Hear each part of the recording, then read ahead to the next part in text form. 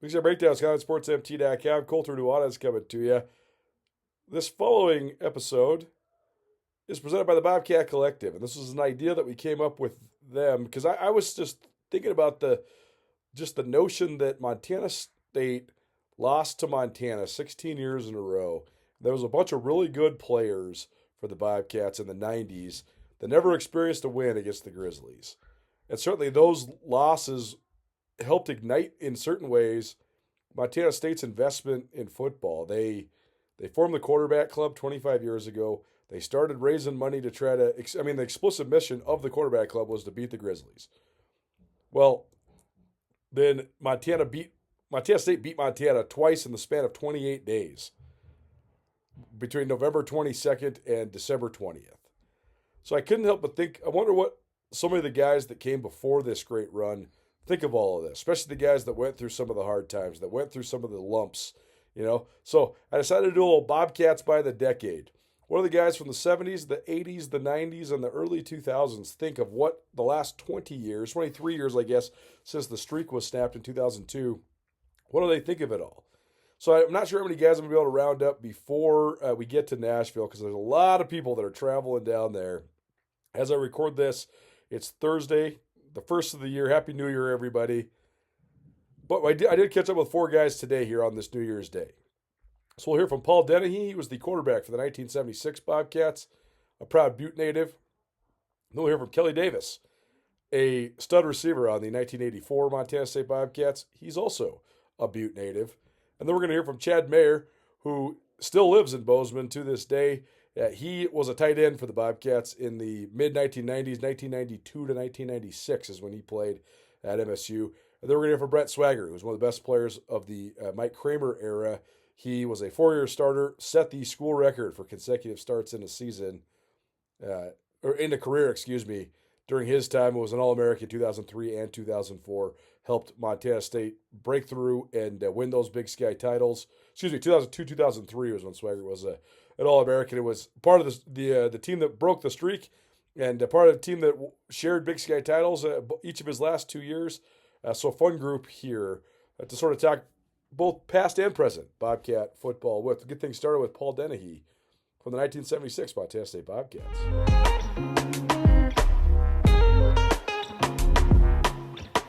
The Bobcat Collective has grown leaps and bounds since it first was instituted as the NIL Collective at Montana State. And the Bobcat Collective has certainly played a pivotal role in helping Montana State reach its third national championship game in the last 5 years. Bobcat Collective also proud to help sponsor the Road to Nashville in association with and partnership with SkylineSportsMT.com. If you want to find out more about how you can help contribute to the NIL Collective at Montana State University, just visit BobcatCollective.com/Skyline for your chance to earn a free 1-month membership to see what the Bobcat Collective is all about. Road to Nashville, Bobcat Collective and Skyline Sports. Follow along all January long. Road to Nashville continues. Checking in now with the quarterback for the 1976 national champion Bobcats, Paul Dennehy, our guest. Paul, been a little while since we had you on. How you doing? Good to see you. Real good, Colter. It's good to see you as well.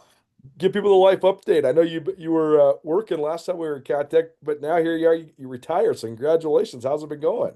Thank you. Thank you. I graduated, I retired 2 years ago, and I'm really enjoying it. Everything's going great.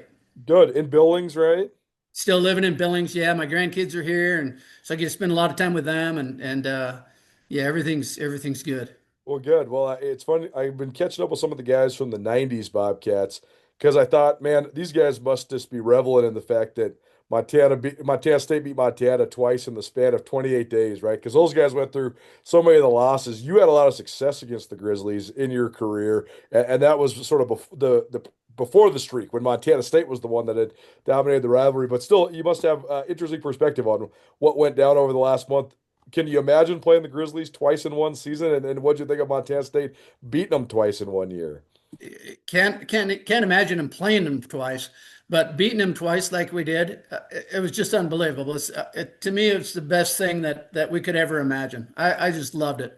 Loved every minute of it. I didn't leave the field till well after the game was over and just watched everything, and it was a real joy. Montana kids galore making plays too. I mean, Taco Dollar from Billings Yeah, all there's guys from all over the place that were making plays, but you're a Butte guy. You must have loved the fact that there's so much Montana flavor on the roster. Oh, it's wonderful to see. And they're such, it's like Coach Vigan said, they're such good kids. They're such good citizens on and off the field. It's wonderful to see. And there's such a big array of kids where they're from, small town, big town. It's super. Well, as the memories continue to be further in the rear view, how do you think back on your Bobcat career? Because we're coming up on 50 years from the for the 76 team, which is pretty awesome. But what do you remember just about those times that season, and what made that team so special? I've been talking about it a little bit with a couple of my teammates because we're preparing for some things next year for our 50th. Oh, Um, nice, cool. yeah, and it makes it special because a lot of us are still in touch with each other. We've kept close relations throughout the 50 years, and as we start to plan a little bit and look forward to that next year, and we talk about some of the events that took place, leading up to the championship and going through playoffs and so on. It brings back wonderful memories of good relationships and good friends and teammates and the experience itself. Lost Sonny Holland a couple of years ago. Obviously, a wonderful man and a life well lived for sure. But how would you just describe the impact that he had on Montana State football? And you must take a lot of pride knowing that people will never forget because there's a statue right there in front of the stadium honoring Right, the man. right. I think the world and thought the world of Coach Holland. He was just to me the epitome of a Bobcat. He led with such grace and class, and I think anybody that played for him realized the good opportunity that they had to play for such a quality person. And I also think that parents, once they had their sons go to play for Coach Holland, they realized, that's the right place for my child. He'll be well taken care of. No doubt. Well, what have you thought of this Cat team and not just the wins over the Grizzlies, but the run that they've been on and the fact they're going back to the national championship for the third time in 5 years? I think the difference between that then and this now is, as you just said, it's the third time in 5 years. So what a quality program that's been built. Brent Vigan's just done such a fantastic job. I think it's amazing. You're bringing in new staff or half of your staff this year, and you still get back to the title game. I think it's fantastic, and it just seems like the kids that are coming through the program now. It's not like you got one group and then all of a sudden you got to retool. It's just they just keep refilling in for spots. We lost, I think, 24 seniors last year, and here we come this year, and we're right back in the same place. I just think it's unbelievable. It's just fantastic. What have you thought of the job that Coach Vegan has done? I think he's absolutely fantastic. I mean, like I say, he's done it with new staff and the way he's brought up kids and I think bringing in Justin, bringing in a couple kids from the portal and doing it the way we've done it is just quality. It's just classy the way he's built the program and the way he's continued to run it. We're not going out and trying to do full. Get a bunch of kids from the portal. We get a couple kids. Everything's grown from within. And I just think that's just a great way to do it. The way college football has changed, I think that there is some stuff that's evolved that rubs people the wrong way. But I've just been so impressed how Montana State's handled that part too, right? Like they have a collective, they have an NIL thing, but it's been in all d- the way that they've done it with making the guys be involved in the community and just it just seems so cool. What have you thought of just the way that they've been able to handle the crazy nature of modern day college football? I agree with your fact that they've handled it very well. The collective that's going on and with all the craziness in college football, as we're just seeing in these last couple of days with everybody going into the portal after these bowl games, I think the Bobcats have just done a super job of treating kids the right way and doing what they've got to do to make them feel part of the program, not only on the field, but like you said, they're part of the community. They're good students. They're an important part of the team, and they're building it the right way, right from the get go. I think it's a very difficult time in college sports with portal and with money and with everything that's going on, and to be able to handle it the way they have, I give all the credit to them. Well, last thing then, what do you think gives this Bobcat team a chance? What makes them the favorites in Nashville? What have you thought of just the way that they've been able to get to this point, and what will give them the best chance to take home a national title on Monday? I go back to, kind of the old school. I think that if you've got a real good offensive front and a real good defensive front, you've got the first steps that you need to win a championship. And then from there, you fill in the parts in the secondary linebackers, and then offense. And, like I say, when we added Justin Lamson this year, I think it was just the cream of the crop. I think that behind those fronts gives us the advantage. Just referring to him a little bit, I just love the way Justin plays. I mean, he doesn't slide and he doesn't run out of bounds. And I'm sure, Coach Sturbeck is like, hey, Justin, come on. But he is such a competitor. I just love the way he plays the game. And I think that rubs off, not only offensively, I think it rubs off defensively as well. Just having your team leader do that. And his addition has been such a huge thing, right? I mean, because everybody was wondering where the heck do you turn after you lose a 4-year starter in Tommy Mellott, and Lamson just hasn't missed a beat. Exactly. And everybody's going, well, Justin's making people forget Tom a little bit. And I go, no, you don't forget Tom. He did some fantastic things for the Bobcats. But you're right, Justin's come in and just run the program tremendously. I think he's like I say, he's just such a competitor. That there's no quit, there's no slide, no get out of bounds. He gets after it, and I love watching him come over to the sideline after something happens, and he's in full bore. Paul Dennehy here on the Big Sky Breakdown. Our road to Nashville continues, and we'll be making our way down there. We'll be sure to get in touch when you arrive. Let us know, and maybe we'll meet for a beer or something like that. But thanks for doing it here today. That sounds great, Colter. Good to visit with you again.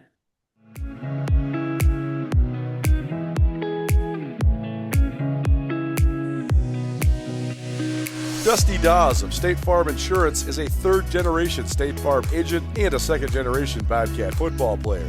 His State Farm agency in Bozeman has been locally owned and operated for 13 years, and Dusty's crew has a combined 40 years of experience with 5 fully licensed professional team members. Dusty Dawes State Farm offers auto, home, life, health, and small business insurance. They also are community-driven, supporting Montana State Athletics, Bozeman and Gallatin High School, Belgrade High School, and Park High in Livingston. Dusty Dawes has also given back to the Bozeman Cancer Center, Fort Ellis Fire Station, and the Shane Center in Livingston. Former All-American long snapper and tight end / offensive lineman, played under Mike Kraber from 2000 until 2004. Dusty and his team can be reached anytime at 406-586-0084 or at DustyDawes.com. Dusty Dawes State Farm Insurance, proud to support Skyline Sports and send us on our road to Nashville.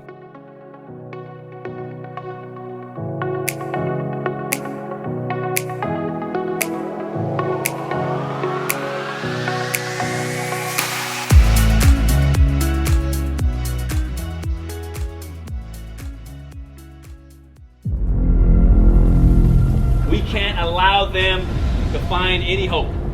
No hope. Make it mean something, fellas. Now is the time. This is the place. Any team, anywhere, anytime.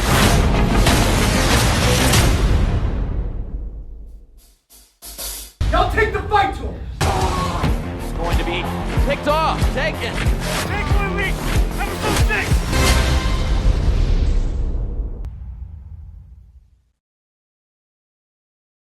Road to Nashville, proudly presented by the Bobcat Quarterback Club. The MSU QB Club allows tremendous flexibility to make direct investments into areas that allow Montana State to recruit, develop, and retain student athletes. In the ever-changing world of college football, Montana State wants to continue to climb. The Bobcat Quarterback Club allows Montana State to do that with an impact on a daily basis. Montana State head coach Brent Swagger says that this is a pivotal part of the success at Montana State University. The Bobcat Quarterback Club was established 25 years ago with one mission: to beat the Grizzlies. Grizzlies. 100% of every dollar for memberships go directly to Bobcat football. The QBC has remote chapters in more than 15 different locations, and they present a live feed with Coach Vigen's insider video reviews of the past game and scouting reports for the upcoming opponents.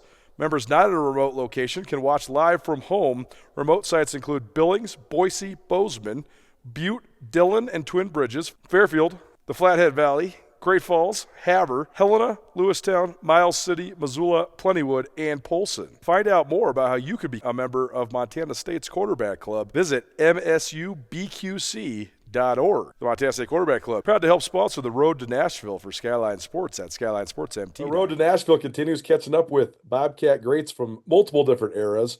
It's been a little while since we talked with Kelly Davis. I wrote a story about the 1984 Cats. This was probably about 10 years ago now, because I think it was the 30th anniversary. And so I caught up with Kelly back then, but good to talk to you. Good to see you, man. Thanks for doing this with me. Oh, thank you, Colter. It's a pleasure. I saw another guy, one of your teammates from '84, Tom Malum, the other day, and he was saying, "Hey, Cats have got to win this thing. We're tired of being the most recent national champs. It's been 41 years. I'm old. We got to get new guys in here." So, tell us about your perspective as being part of the last national championship team for Montana State. Now here they are knocking on the door of another one. You probably feel a similar way. I do, and I remember growing up in grade school or junior high. I was elk hunting, listening to the '76 national championship game on the radio. And, Wow. 41 years is a long time. And, we are diehard Bobcat fans, and this is long overdue. I am so excited for this team. And, aside from a championship ring, aside from any of the media, any of that other stuff, the things that I would hope is the bond and the brotherhood that a championship team develops. It's 41 years ago, and every single one of those players, we meet up at reunions. I have every one of their emails.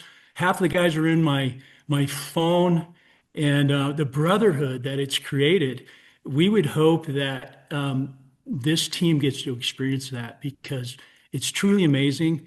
I know their wives. I know their kids. I'm beginning to know their grandkids. Right. It's long overdue, and we're so excited for this team. And we can't wait to see what happens in Nashville. We are very confident. We love this team, and there's a lot of similarities that we see, and it's our time. No doubt. Well, you're from Butte. You mentioned the '76 national championship. That was with a Butte head coach and a Butte quarterback and Sonny Holland and Paul Dennehy. And then these last couple of years, you've got to see another Butte quarterback. So a fun deal. But I mean, first of all, tell us this about being a Butte kid and watching those Butte guys win that national championship in 1976. Oh, it was fantastic. And, we always aspired to do what those guys did. And that's kind of why I became a Bobcat. I looked up to all those guys in junior high and high school. And a story that a lot of people don't know is Tommy Molott's grandfather was my first football coach. And he was a pretty amazing guy. He coached the 9th grade football team at East Junior High. Wow. And he had won every single game for like 15 years. And the goal, and when you got there, is you had to win 7 games. You had 7 games in the season. You were going to win 7 games. And we would not let Coach Fogarty down.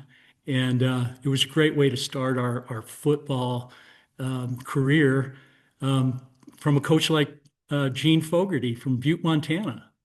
It's so cool because Tommy told me the story of his grandfather's influence on him last year, and he said he told me sitting in the basement going through all the old playbooks and how much of an influence that had on him as a kid, and it's so cool to see then what he became. That must have also given you so much pride, a guy from Butte that just sort of leading the way, because he was the first Montana guy to start at quarterback for the Cats in forever, like 30 years.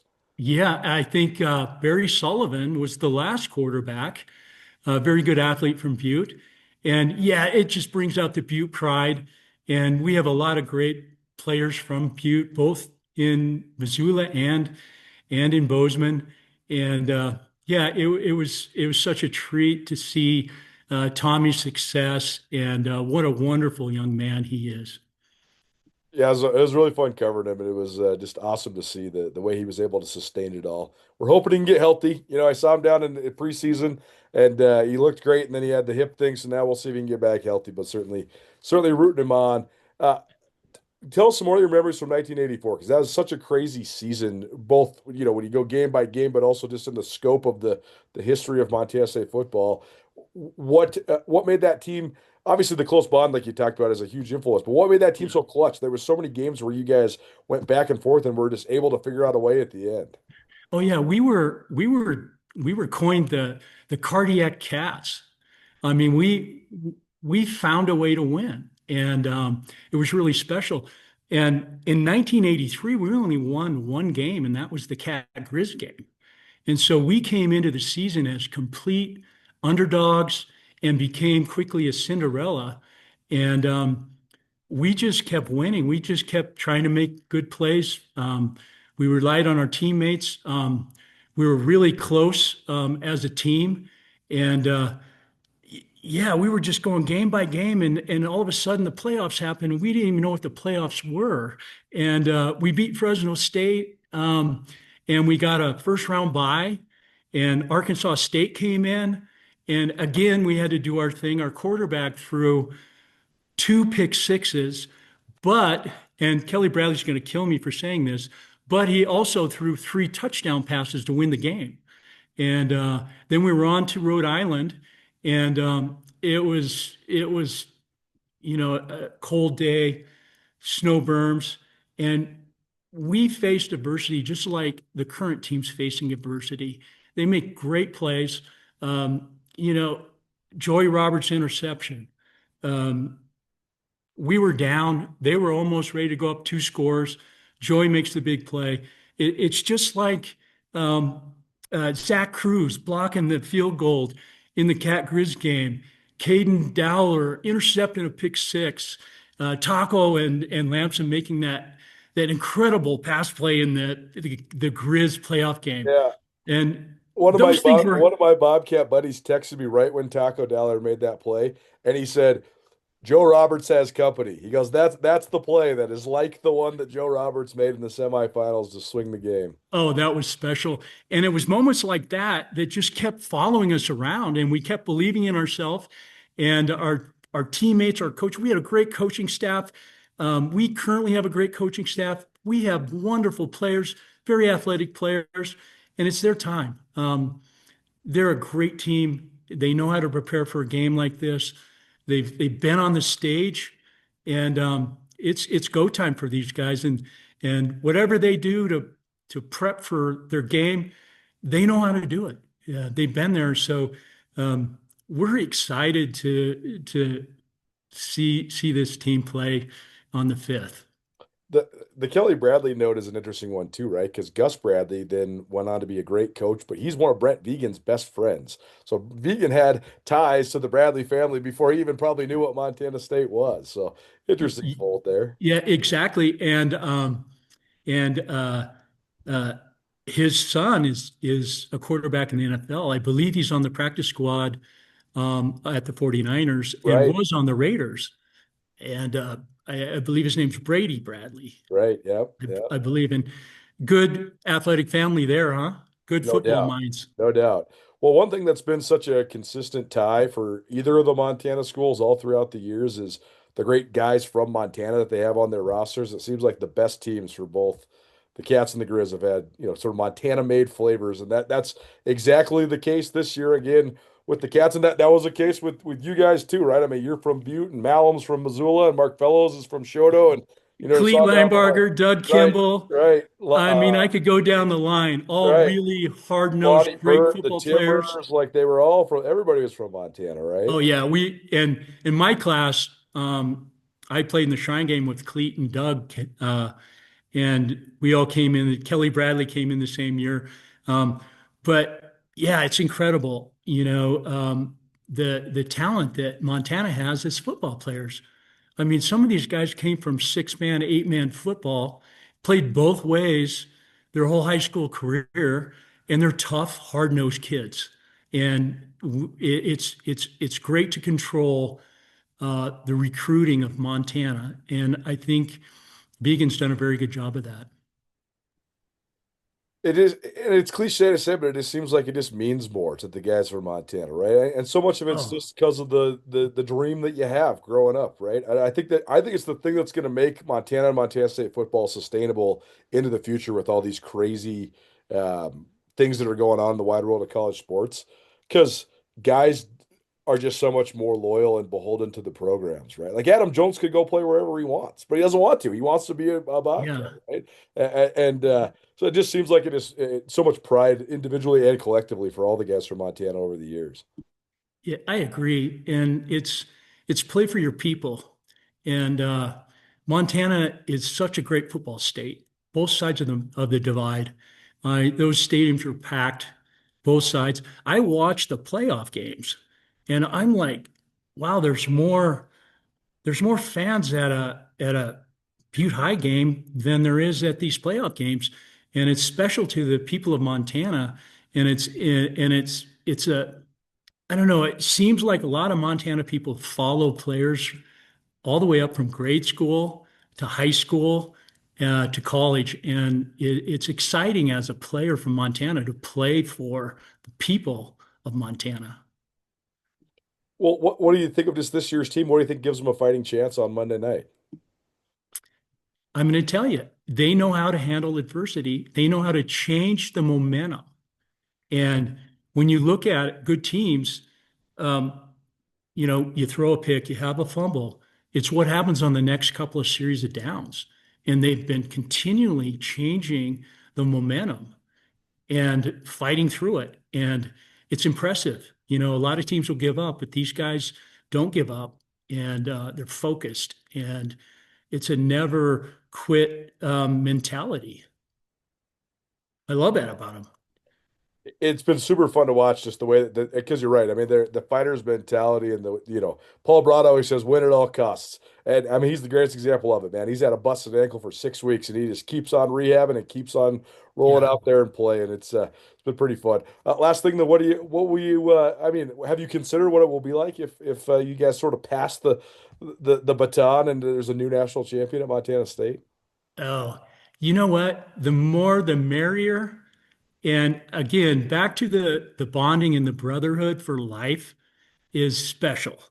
And for I could probably speak for the whole 84 team. We want that for this team more than ever. And they'll realize it in 10 or 15 years how special it really was and how special the friendships, the bonds, um, and how special the state of Montana is in supporting your team and all the boosters of Bozeman. And, Leon Costello has done a fantastic job at improving all the facilities at Montana State, along with the President Cruzado, and the new president is on board, and it's very exciting for Montana State football going forward, and all of athletics at Montana State. It's just wonderful to see. We had a grass field at Reno Sales Stadium, and it had a crown in the center of the field that was, I swear, 3 foot higher than the sidelines. And every time I'd run a slant or a post pattern, it'd be uphill. And it was one of those things where you go to an agricultural land grant school, and by God, they're never going to have artificial turf. We're going to have natural grass, and we've made that step. And the facilities are incredible now, and the atmosphere of game day is incredible, and the quality of players that come out are absolutely fantastic. Um, Coach Vegan and his staff have done such a wonderful job, and it makes all us previous players proud, and we're just elated that we're at this point again, and it's our time, and we're going to go down there, and we're going to end their Cinderella story. The Redbirds end on Monday, And I'm excited for these players. Well, certainly exciting times all around the state of Montana, particularly if you're a Bobcat. Kelly Davis joining us here on the Big Sky Breakdown. A true pleasure, man. Thanks so much. I'll text you and let you know when we get to Nashville. Maybe we can meet up. But thanks so much for doing this.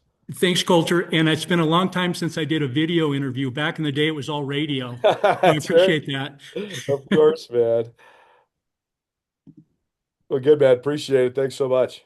You bet, Colter. See you in Nashville. All right, sounds good. No matter how far you may go, there's always one just down the road. Town Pump, who pump it up, pump it up. Town Pump has been Montana's best since 1953, and Town Pump is proud to send Skyline Sports on the road to Nashville. Montana State is gunning for its first national championship in 41 years. Follow along at SkylineSportsMT.com. The road to Nashville, proudly presented by Town Pump.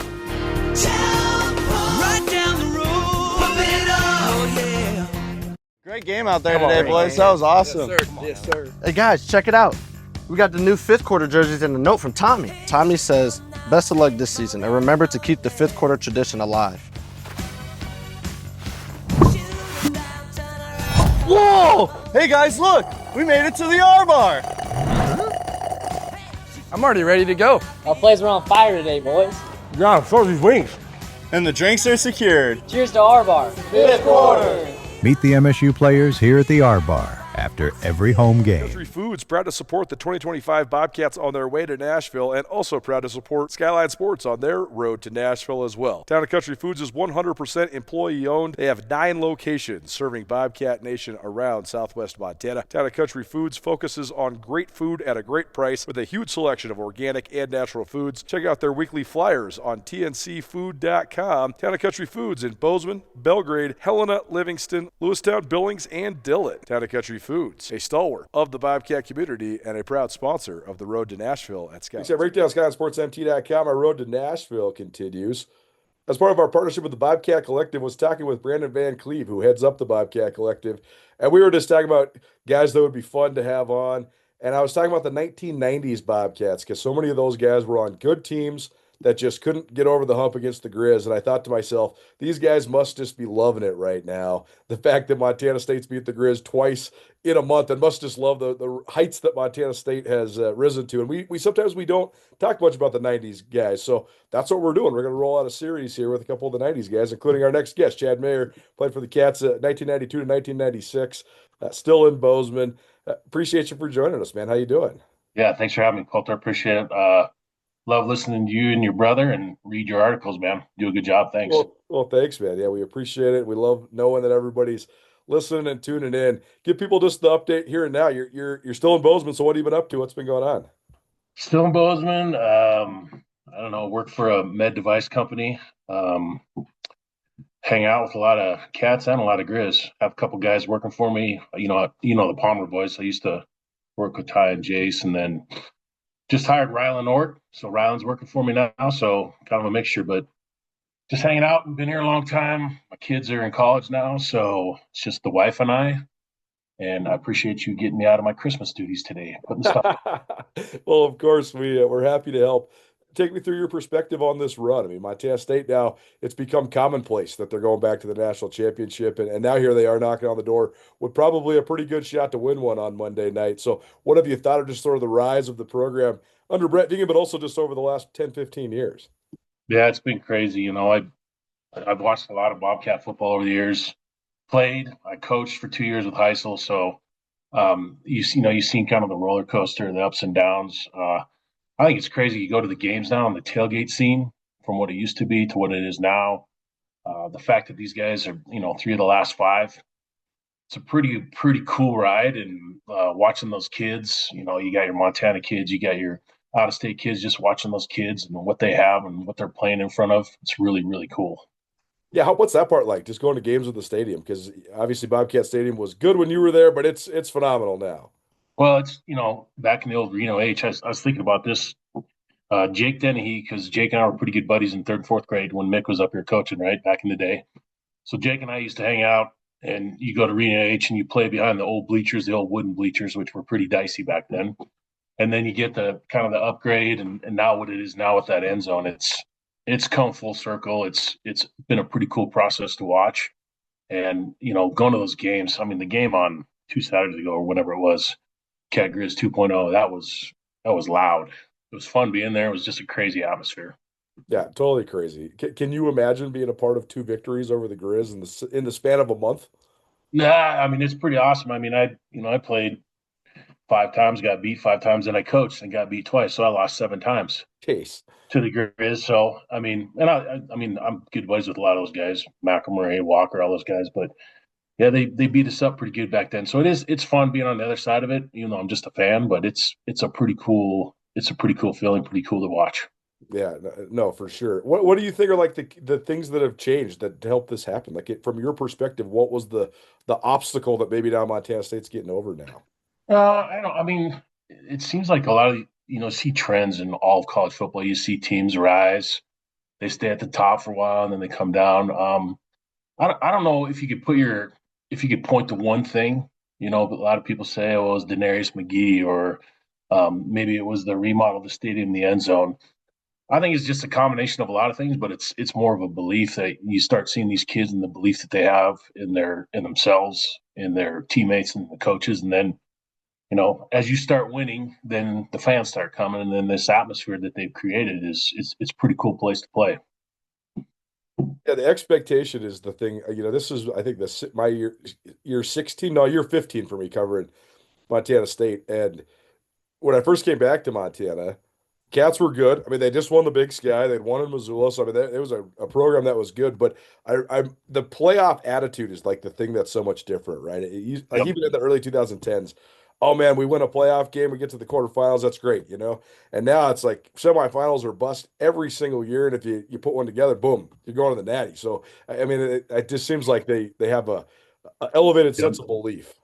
Yeah, no, and you've seen it with the University of Montana. They're it's natty or bust, and that's kind of the way it's built up over here too. And I think Coach Vigen's done a good job of raising that bar and getting the expectations for these kids, and say, hey, we're going to go deep in the playoffs every year, and that's what we have to do.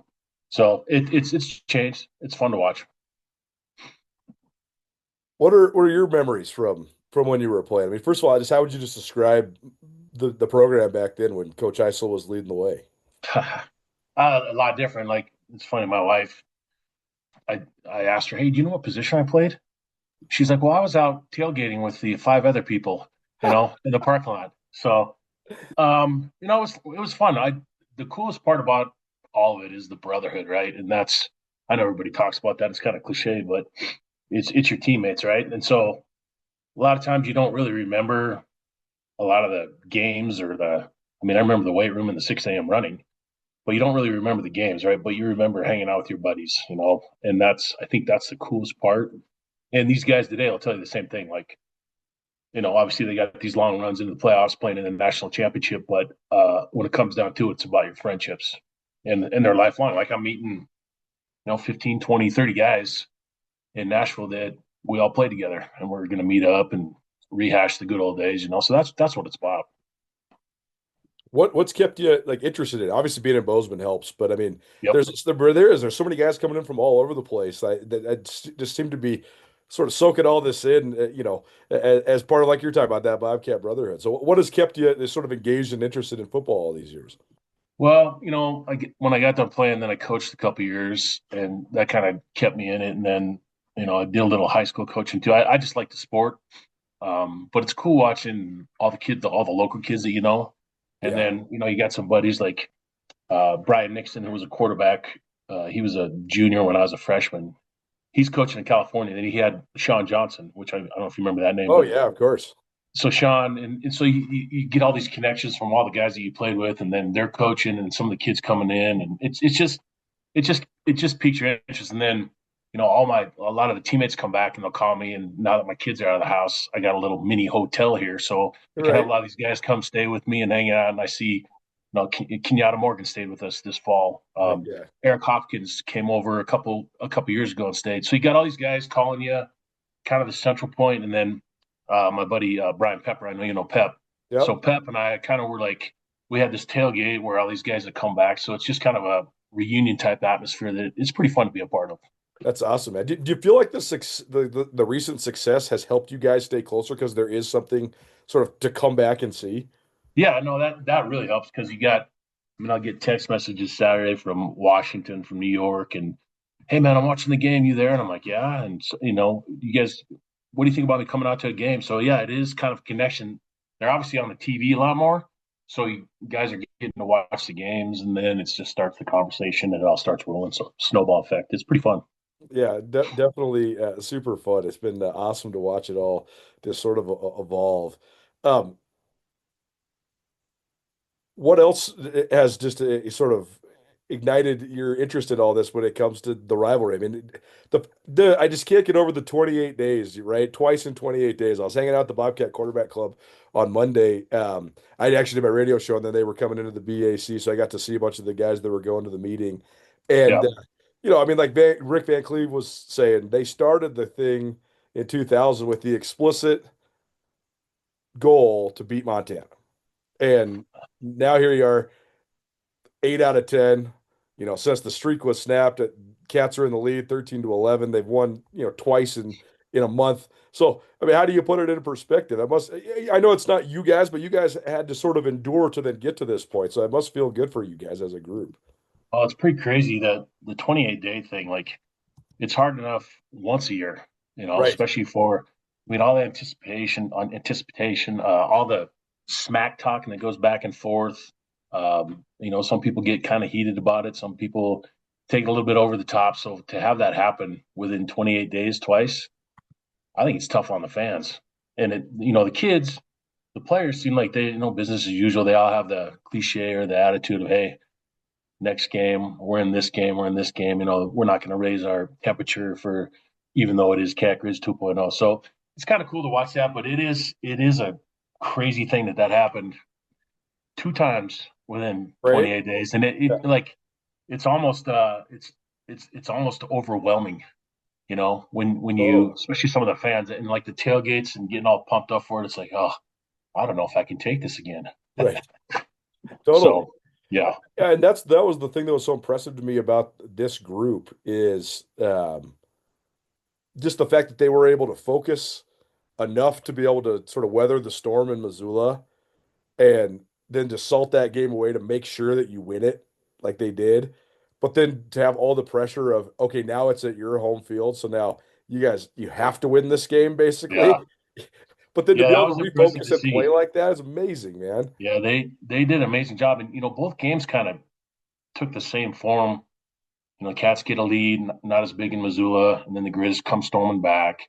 And then obviously Missoula game was a little closer, but it was up and down, but it didn't seem like either team really got too caught up in the ups and the downs of it. And then obviously that 5-minute spell, like you and your brother were talking about here in Bozeman, that was crazy. And then it just kind of busted the top off. So, I think the crowd helped with that, when Taco caught that pass, that place was as loud as I've ever heard it. It was nuts. I was approached by a group of men, really right out of our national championship appearance. I think they saw NIL as an opportunity to continue to allow our program to grow. And it was very well thought out of. At the time, they didn't just come up with this on a whim. I think they studied other institutions across the country at all levels to be able to do it right, to be able to implement it the right way, align themselves ultimately with Blueprint after talking, I think, with several outside entities on how it should be managed. All our intentions with the Bobcat Collective are in the right place, and that's the most important thing. They're about continuing to promote our program, allowing our guys opportunities to help along with that. I think that's really important. It really, I think, has provided this give and take. Our guys are certainly benefiting from it, but then they're giving back at the same time, whether it's individual opportunities with particular businesses or just in general giving back through the collective to our community.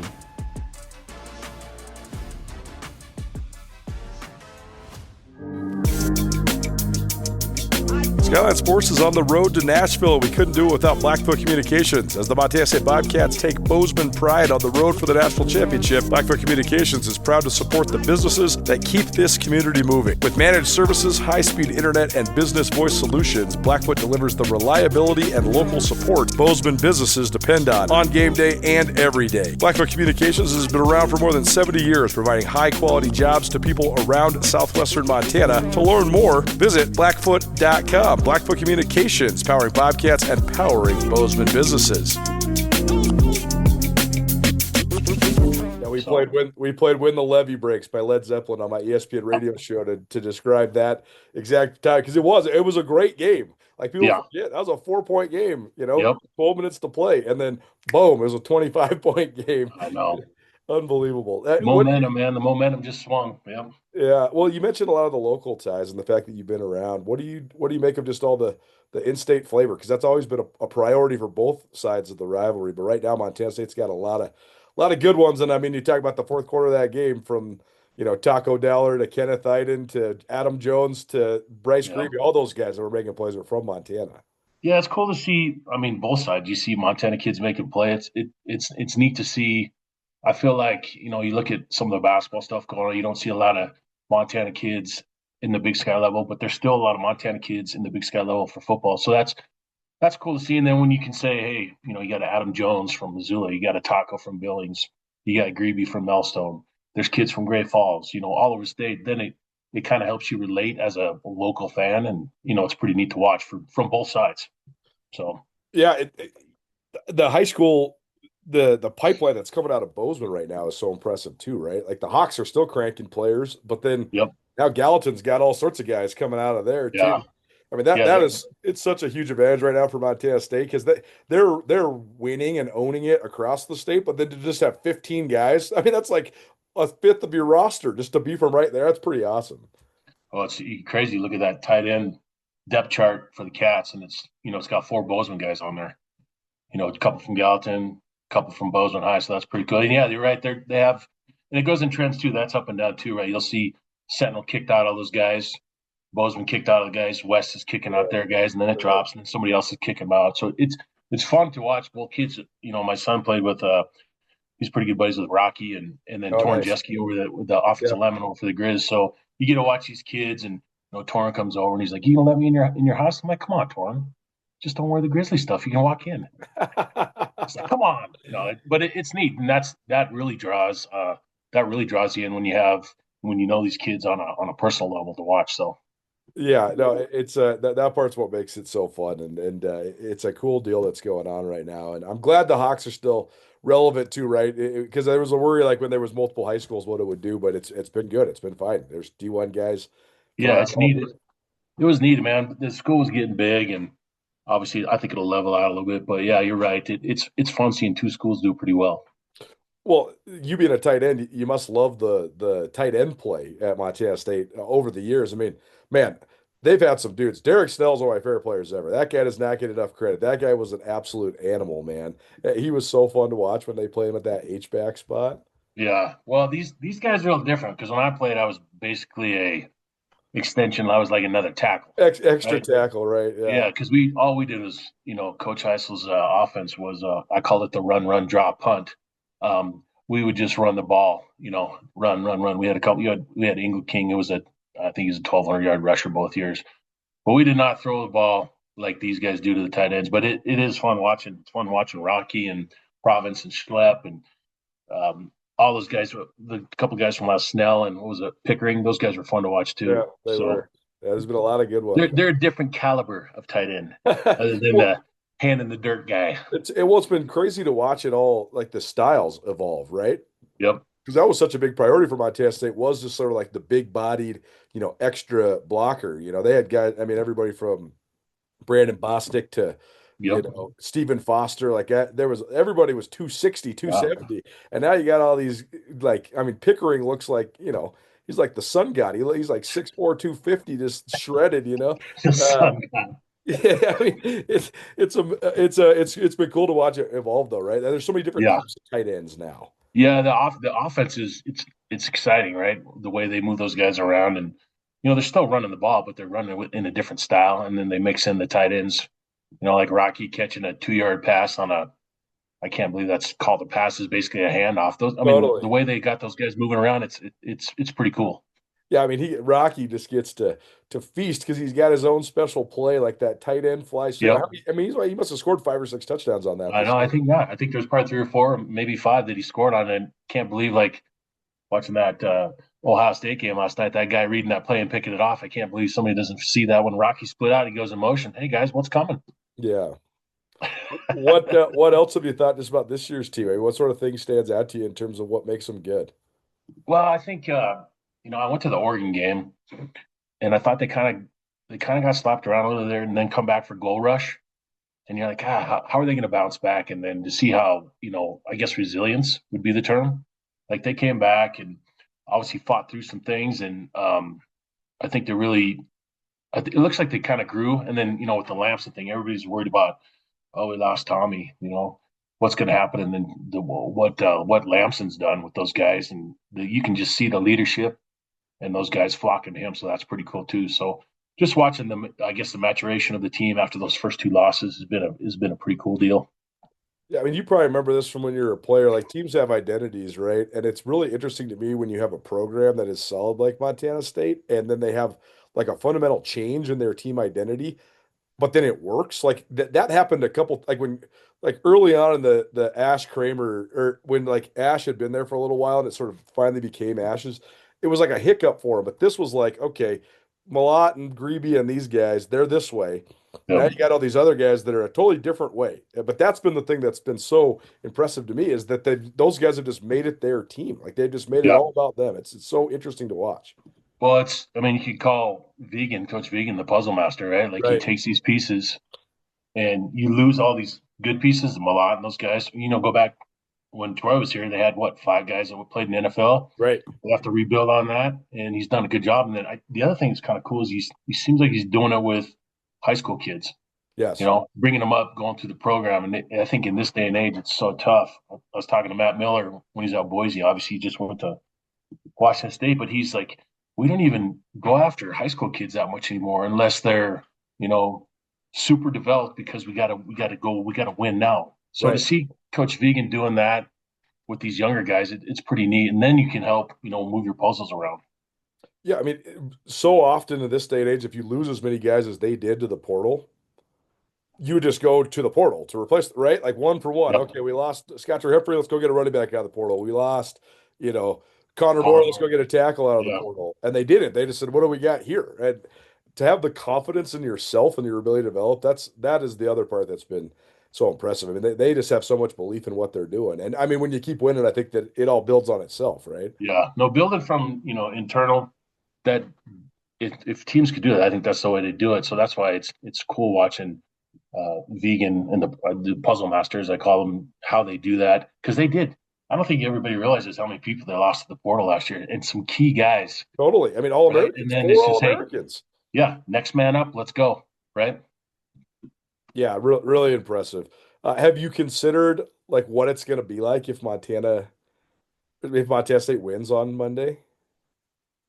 I mean, I think a lot of people will be relieved, right? Right. Because there's 3 times in the last 5 years. I think a lot of people thought they were going to win last year, and then stuff happened, and it was kind of a letdown. But I think it'll be, what's it been, 41 years since, the 84 squad. But I think a lot of people will be relieved. I think a lot of people are going to be happy. But then it's like, oh no, okay, now you won. Now the expectation is, I heard you and your brother talking about it. They should be in the Natty next year. So now there's these expectations, right? So now you got to go again, put your working cap back on. Let's go. So I think for the fans, from my perspective, we all obviously we want them to win, but it'll be, I don't know if you want to say a monkey off your back, but a huge relief to finally win one. Yeah, it's gonna be quite a deal. Last thing for you, obviously you stayed connected to it. What has just being a part of that meant to you? How do you think this Bobcat football in general has influenced your life? Obviously, it's a huge social part of your life now, but just in general, what has it meant to you? Yeah, it's obviously the brotherhood, the social piece is huge. I just enjoy watching football. I'm one of those guys, kind of like you. I like to sit in the end zone and watch the gaps open up. and on a Saturday in the fall, that's what you just plan on doing. But the social piece has been really fun. My family really gets into it too. My wife gets into it; she's crazy about it too. But it's just being around teammates, people have been around it a long time, and then just the social aspect on a Saturday. It's pretty fun. And then I got a lot of friends from over the hill, and so there's that banter that you have with them. It's been pretty fun too. So that kicks up obviously every fall. But yeah, it's a good time. It's fun to watch, man. Fun to watch. Definitely fun to watch, and we're junkies. I know we are, and that's the real answer. Right? I'm a football junkie. I can't stop watching it. My wife's like, Yep. "You're going to stop watching?" I'm like, "Nope," because even when I'm not covering it, I'm just watching football. It just Yep. goes, man. Yep. Just like today, there's a lot of games on today. Probably Yeah. turn the TV on and start thinking about a story you might have to talk about. Yeah, no doubt. Road to Nashville, probably presented by the Bobcat Collective. Chad Mayer joining us here on the Big Sky Breakdown. Good talking to you, buddy. I'll text you when we get down to Nashville, but see you soon, and thanks so much for doing it here today. All right. Thanks for having me on, Colter. Happy New Year to you.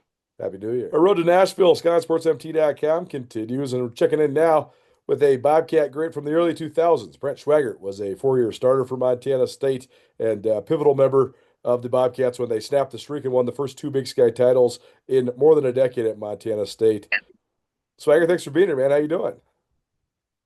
Really good. I appreciate you thinking of me for this, and you must have had to look a ways down the list to look me up, but I appreciate it. Oh, come on. You had like 50 consecutive starts. You're an All-American.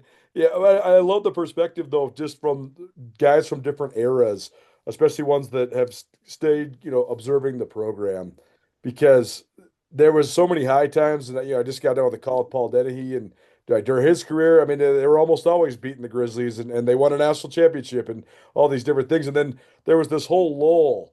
And Montana took control of the rivalry and took control of the Big Sky Conference, and they were the one that was winning national championships. But then you guys sort of laid the foundation for then getting this thing back on the ascension, and now here Montana State is in the national championship for the third time in 5 years. So what have you thought of just sort of the way that they've continued to build on sort of the foundation that your group was able to lay? Well, it's fun for us guys that played, over 20 years ago to kind of reminisce about what our expectations were. And I mean, we went into every game hoping to win. And I think we convinced ourselves in the university and the community and the fan base and, with the help of our coaches that it was okay, we were capable of winning. But, my junior and senior year, when we were able to, clinch a part of the Big Sky Conference, beat the Grizzlies and make the playoffs, from that, like a generation ago's perspective of making the playoffs, and kind of, not that we were just happy to be there, but that was uncharted territory, traveling to northern Iowa or wherever our season was going to be ending that particular year. But to watch the progression and see what the expectations are now, even with an 0-2 start, never taking your eyes off of where you want to get to. And, Coach Vegan and the staff has really done a great job of, not building a football team, but a program.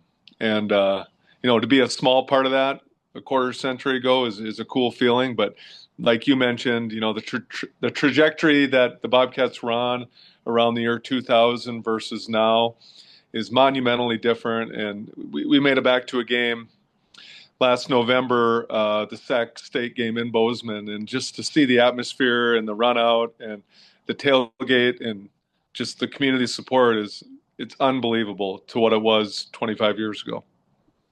Could you imagine playing the Grizz twice in a season, let alone the span of 1 month, and let alone the playoffs? Yeah, I mean, it can't work out much better for it to be, from a Bobcat perspective, obviously, but both highly ranked, to win in Missoula in dramatic fashion, but then to bring it back less than a month later in Bozeman, and for the Grizz to keep it a game in the third quarter, but then for the Bobcats to kind of turn on the gas and use that home field advantage. We're still texting each other, excited about that. Weeks after the fact, but all of that is fun and games, and it feels really good. But Monday night is a critical piece to end it the right way. Yeah, that's to me. I've talked about this on this show quite a bit the last couple of weeks. That's to me the biggest obstacle for Montana State. Certainly, the opponent that awaits is a quality one, and they're on a playoff heater right now, having won 4 road games in a row. But to me, it's the handling the fact that you have to now finish the deal, right? Like you got past the Grizz twice. You've won 13 in a row. You won the Big Sky, but for this thing to not ring hollow, to ring true, you got to win on Monday night. Oh yeah, I 100% agree. And I don't want to create too much bulletin board material, but I know me and a handful of former teammates were, texting, kind of organizing how we're going to see each other coming up this week. But a few of us had mentioned, the last couple of times in Frisco, you feel like you're invited versus this time around, you kind of feel like you're hosting. And that doesn't mean anything, when the first kick heads off Monday night. But I think just having that perspective of the coaches have been there, knowing how to plan in December for a January game. The Bobcats have been really close to the top of the mountain, and I think Monday night's a perfect chance to get there. Well, as a former offensive lineman yourself, you must love the way Montana State plays up front. What's your impressions of their offensive line this year? Well, yeah, I think they play together. You can tell they enjoy running the ball, which is always more fun to be part of that than pass protection. But this year particularly, I feel there's obviously some new pieces to the offensive puzzle, but with the play calling and kind of putting Justin Lamson in really good places early in the game to kind of get going with the passing game, and just a little bit more unpredictable of what they're going to do and when they're going to do it, and just to showcase like the depth they have, not just up front but at the skill positions as well. It's been fun to watch. When you guys were going through it, what was the thing that helped you stay in it? Because the beginning of your career, wins hard to come by, but then you mentioned it. You beat the Grizzlies twice in a row and won Big Sky championships twice in a row. What helped your group, do you think, just endure during the challenges of those times? Well, so my first year was Coach Heisel's last year. I redshirted. Most of my buddies redshirted as well, not all of them. So we, when Coach Kramer came in, we almost didn't know any better. A lot of us from out of state we're familiar with the Grizzlies, but I had no idea about 13 consecutive losses. Like that wasn't part of the piece of things. But I think kind of suffering through that 2000 year and not having any wins and not having a lot of success, I think really galvanized, especially the younger players on that team, and realizing, there was a lot that we learned through that process, but there was a lot we could build on. And then in 2001, when we were in more games and won a few, that was when the tide really started to turn. And I know he wouldn't like me saying this, but when Travis Lulay came into the huddle that year, and I think it was at Idaho State, and he said, "We're going to do this, guys. We're going to win this game. We're going to try to win the rest of them." His leadership, and maybe it was the timing of others with the experience, but I know Travis wouldn't want me giving too much credit to him, but I think as an offensive leader, I think that really kind of turned the tide. And not that we leaned on our defense throughout that whole run, but we became, more of a dual threat team with him, and the rest is history. And that was kind of the building blocks of the foundation that continues to be, ascending, like you said earlier today. What were some of your best memories of playing for Kramer? I love Kramer. Kramer's one of my favorite guys ever. What was it like playing for him? You never knew what he was going to say or what he was going to do, but he was total player's coach. Like he was fun. He kept things exciting. There's lots of former teammates that still will throw out a quote of Kramer's like a couple of times a year. Just funny things that he continues to say, and it's been really fun kind of reconnecting with Coach Kramer. Last year in Frisco, him and Sandy were there. Just text him some during the playoffs, but Coach Kramer's got such an incredible memory. He'd remember each player, each play from critical games from 20 plus years ago. But, selfishly, these playoffs, and especially the national championship, for former players and, for all fans for that matter, but like to have a reason to come together and celebrate. And I'm really excited to see, the Bobcat following and how we show up in Nashville to try to finish the deal Monday night. Well, what do you think gives them the best chance to finish the deal on Monday night? I think, on paper, it's easy to kind of compare numbers, from the two teams, but just experience and having, been close, but not quite gotten to where you want to get to. I don't know if you can put a value on that. I guess you could use that against the team as well. Illinois State's got nothing to lose. They haven't had anything to lose for over a month now, and they've proven, to be able to win under those circumstances. But, from the coaches to the players to the fan base, having been there, now we got to do it. I think that experience, I really hope it's the difference on Monday night. Just being a part of all of this, like being a part of this Bobcat football family and now watching. I mean, that's the part I'm most looking forward to about Nashville, other than the game, is just seeing, all of you guys coming together and all these former players from these different generations hanging out and stuff like that. It's what makes college football so great. What has it meant to you to just be a part of this over the years? Well, and I think we all live in like whatever small world we're living in, right? Like your core family and your core friends and your teammates or classmates. But it's easy to get caught up in that small circle, but then you end up at like the social gathering Sunday night down in Nashville, and you realize there's handfuls of pods of people that played in the 70s or played a few years ago or just got done last year. And they all feel that same type of like camaraderie and brotherhood, which, it's fun to be able to connect with some people of different. I know that's kind of what you're doing with these podcasts, is trying to get different generational perspectives, but it's cool to see how many different layers of like Bobcat families there really are. And Nashville is a great way to celebrate that. Brent Swagger here on the Big Sky Breakdown Road to Nashville. We will certainly catch up with you. Drive safe on the way down there, but thanks for spending a minute here today. You bet. I'm looking forward to seeing you in a couple days.